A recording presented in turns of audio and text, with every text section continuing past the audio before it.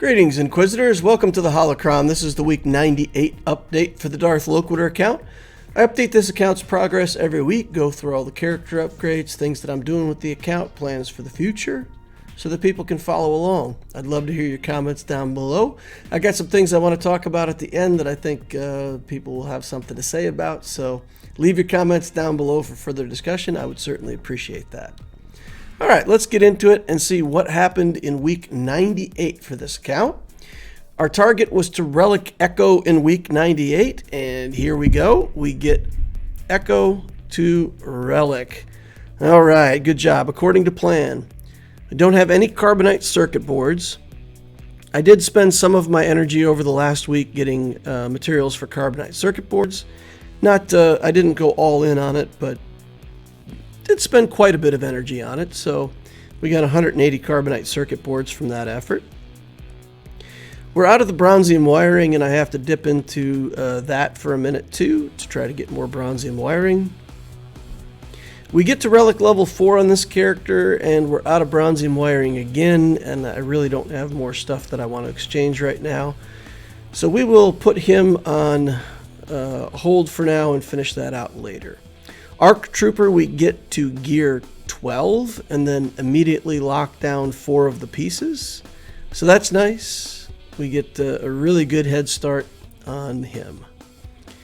We spend $1 million here to get Vandor Chewbacca to 7 stars. Again, he's not part of the profundity journey, but he's going to help with that Dash Rendar team once we build Dash. Mon Mothma is probably going to be the first character that I'm going to relic on the profundity journey, so we're locking down some gear on her. Newt Gunray is good in 3v3s. He's not a character I've really focused on, but it wouldn't be bad to grab a gear tier here on him. It's all lit up. I can afford the gear. I have some extra stun cuffs, so we lock that in. Then I'm going to go in on Newt Gunray. 3v3 is coming up, so it would be nice if we have the best mods on him that we can have for this round of 3v3. So I touch him up a little bit. Not too much to be had there because my good mods are really committed to other characters at the moment. So here we go into ships. We got Biston's U-Wing to 6 stars. Part of the profundity journey. It's on track. Here we take the Endurance to 7 stars. I can't believe it took me 98 weeks to get this ship to 7 stars. I got it to 7 stars almost instantly on the new Obtisio account, so this really took me a long time. After a bit of thought, I go ahead and put that ultimate up to 8th level, spend that 150 prestige. Not really needed, but we'll do that and take it off of favorites. We got the Outrider that we're going to need to continue to level up, so we're going to put 70 levels on that. Use up a bunch of our fleet building materials here. Put some skills on it, just get things started, like we often do. I've got 22 million credits, so this is a week where I've done all my mod work, I've done the upgrade work to characters, and I really have a lot of money left over. So we're going to go in, and we're going to spend a lot of that money leveling up characters that I'm building or want to build in the future. Of course, getting characters to 85 really consumes a lot of credits. So quite a few of these characters we have parked under level 85. We're just going to finish them out and spend these millions of credits. We've got the ewoks. We will need C-3PO at some point for the JML journey in the future. The ewoks are a project in the background. They're way in the background right now. They're not even on the second tier for what I'm doing at the moment. But yeah, we'll eventually need to work on those ewoks. So again, with some extra money in the bank, we're taking the whole ewok team here to level 85. We'll get that out of the way. Then we've got L337. This is a character, again, that we would just be using for the Dash Rendar team. Vandor, L3, and Dash is very good in 3v3s. For 5s, I might add something like Queel and IG-11 or some other scoundrels. Eventually, you know, maybe something like Lando, or who knows what's going to fit in there. I don't really want to build Kirov for that team, so we'll see. We'll see how it all shakes out. But certainly those 3 characters form the basis of the team. So with the work done on L337, that pretty much uses up all my currency for the week and puts me out of money and done with my progress. All right, week 98. 4.84 million galactic power, 50,000 that we've added in galactic power this week. That brings us to 47 relics, 62 zetas. We've got JMK getting us the top 10, Executor getting us the top 5, and the ARC Trooper is planned for week 100. We got a bunch of pieces locked down on him right away. Maybe I can get him already next week. Not sure. We'll see. Plan for next week is the same. Radis twice. I got Ray listed twice now for some reason. So the Radis 2 times. That should be Scion, who's on the node with the First Order shuttle that we're building. Hux, and of course we're farming Radis twice a day to get ready for that Profundity journey. In Fleet, we're working on Biston, Outrider, Echelon. Once Biston is where he needs to be, we're going to start picking up that Raven's Claw. Cantina, we're working on L3 still, and Signal Data. Got a lot of Cantina characters to build, a lot of Signal Data to farm, so splitting that as best we can. With the mod energy, working on Tenacity. Of course, we're always working on speed, so maybe a little speed, a little tenacity. Refresh strategy is the same. I am trying to get Cantina refreshes every day, as many as I can. In Squad Arena Store, we're just focused on Prestige right now. In the Fleet Store, Biston's U-Wing, the First Order stuff, and everything else is going to feed the Shard Shop. I was going to make a slide about my progress in Threes teams, but looking back to the last last weeks of progress in the account, really, we haven't made much progress other than getting Wampa to Relic and building some clones.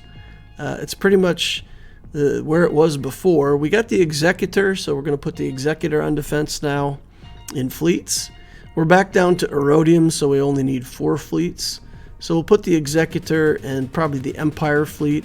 Save the Malevolence, the Negotiator, and all the other stuff for offense. Other than that, the plan for 3v3 is going to be more or less the same as the last cycle. And we'll see how it goes. I will probably be using Sith Eternal Emperor on defense a lot more.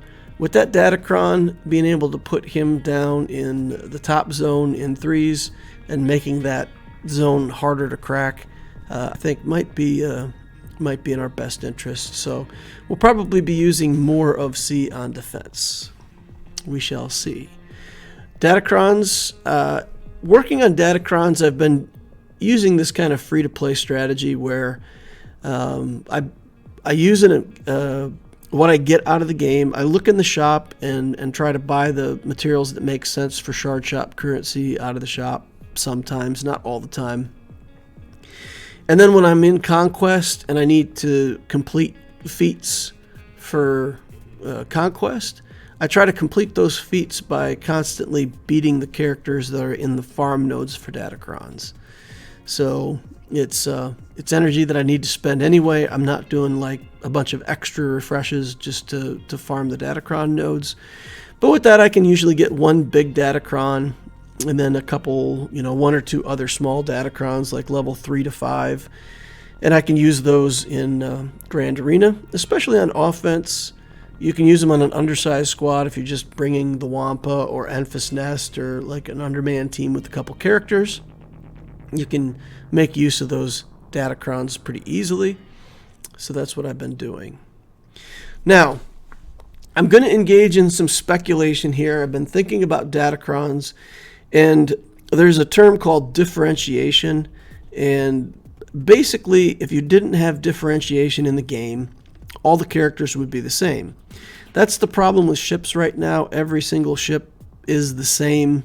If it's a Relic 7 Jedi Knight Anakin and he's built a certain way, his ship is the same as every other ship.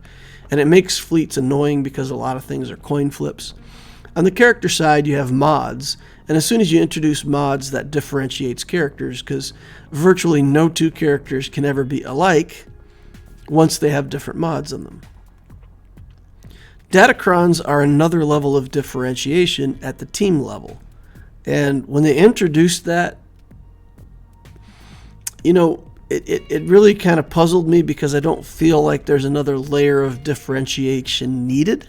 Maybe there is at the very top levels of GAC, but it doesn't feel like that's the end goal for Datacrons. It feels like there's something else.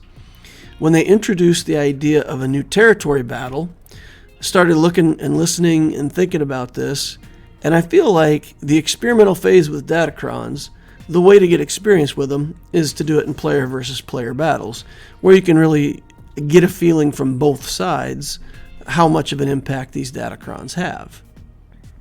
But it would make sense if they actually plan to use the Datacrons also in the new territory battles.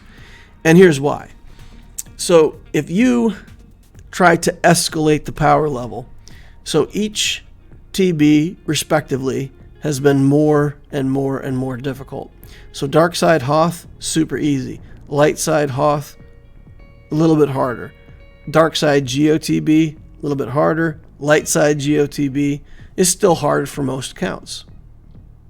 If they're introducing a new territory battle, it makes sense that it would be even more powerful, or need more powerful teams and characters than the current light side GOTB. And how do you even do that? Because there's a lot of teams where even at relatively high relic levels, light side GOTB can still be a problem. And when you get up into the third and fourth sectors, those teams are no joke, and they can one-shot full relic characters pretty easily. So if you escalate the power level beyond that, how are you going to achieve enough power in your characters without requiring everybody to do like full teams of Relic 9, which would be just ridiculous, right? At some point. The escalation in power it needs to be curbed on the high end, because even the endgame players are really not able to get there. Datacrons add a whole new level of power. You've seen that. You've seen it where the Datacron comes out, and you get the right Datacron on a JML team straight to the top of Squad Arena. Hard to beat that team. Ridiculously overpowered. New Datacron set comes out. There's one for Lord Vader. You get that Datacron set up right. He's straight at the top of your Squad Arena. Can't be beat. Hard to deal with. So these Datacrons provide a fundamental change in the power of a team, where you don't have to individually relic to an extremely high level and try to add stats or create 7-dot mods that take mods off the charts. So it's a way to increase the power levels of these teams consistently at a team level using one single device. So I feel like if they're going to escalate the power level in the TB, they can allow Datacrons in the territory battles, and that will allow you to take current full relic teams and escalate them to the level of power where you can beat this next tier of nastiness in territory battles. Now again, this is assuming that the new territory battle has progression that's beyond the current light side difficulty. And then, maybe it's Datacrons, or maybe you have to combine something like putting a good Omicron on a team that also has a Galactic Legend. They need to really cut it back. You know what I'm saying? So accounts that are developed at the end game, you introduce a new territory battle. If they can just walk through the whole thing and get max stars as soon as it's introduced, there's no motivation for them to spend money and continue progress. If you make it so that only the best of their teams with the best characters put together into a team with an Omicron and a Datacron can do a 4-4 wave clear, then you really have to focus down, like let's say a Lord Vader team, a JMK team, a JML team, a SLKR team. You need to get these high-level teams, and then of course get your Jabba the Hutt team for whatever missions are going to require your Jabba the Hutt Galactic Legend. So again, assuming that it's going to be at a similar power level to light side Geo, I think is a bad assumption. If they do that, they're going to pass up on a huge opportunity to force progression in the game, which stimulates spending, which they want to make money. So I feel like Datacrons are probably going to make it in. Probably going to make it into this new territory battle. Leave your comments down below. See what you guys think of my wild speculation, if that's the end game for Datacrons or if they really are strictly just a PvP toy and I'm out of line with this. All right, so what conclusions can we draw from this if it does turn out to be true? And it's not to say that we should abandon ship and start, restructuring the account and do crazy knee-jerk things. It's just to say, going forward, it's something that I definitely have to think about for my Loquitur account. It's also something I have to think about when I'm giving people advice for their accounts or making new guides or whatever it is that I'm doing. Because these full relic teams that can make use of the Datacrons are important. Full relic teams that can go into the sea pit are important. So for my account, it's more that maybe at some point I finish up a journey and then I go back and I relic Padme so that I've got a full relic Padme team. I need to finish the stars on Mara Jade and relic her so that my Empire team can be a full relic team and make use of Datacrons. Separatist droids, I've got 2 of them relicked and a bunch of them that aren't, and I could relic 2 more, put Wat Tambor in there, eventually relic Newt. So I could figure out a way to make the Separatist droids into a full relic team as well. So those are the kinds of things that are on my mind for the future of this account. And I think there's going to be more and more need to focus down, and instead of building, I've really enjoyed building teams with 1 or 2 relics. Put Vader on a team, he's the only relic and there's a bunch of other low-level stuff. It's fine. It works. Putting a clone team together with maybe Shakti and Fives relic and everybody else can be really poorly geared, and one of the clones will sacrifice themselves and then they'll take off. Fives will do the sacrifice, and that team can kill a lot of things at very low galactic power. So I've always enjoyed kind of leveraging these 1 or 2 relic teams, but as the game keeps pushing forward, there's more and more reason to just focus and get a full 5 relic team put together. And then in GAC, a lot of times, like a Padme team, you can split up that team easily into 2 different teams. If you build a full relic Jedi team, you can add 1 more Jedi and have 2 3v3 teams, or split them up into different teams in GAC. So you can still use the undermanned, under-relic mentality in Grand Arena, but for the rest of the game, PvE, territory wars, territory battles, these full relic teams are looking better and better. So that's what's on my mind. Like I said, comment down below. Love to hear your thoughts on it. Remember to hit that like button on the way out if you didn't hit it on the way in. Subscribe if you want to see more like this in the future. And of course, join us on the Discord. We've got a fantastic Discord community. We've got a bunch of experienced players offering advice, new players asking questions. And even if you're not a talkative person, just come hang out, watch what other people are saying. It's a great place to be for a newer player. All right. Thank you all for watching, and I will see you in the next Holocron.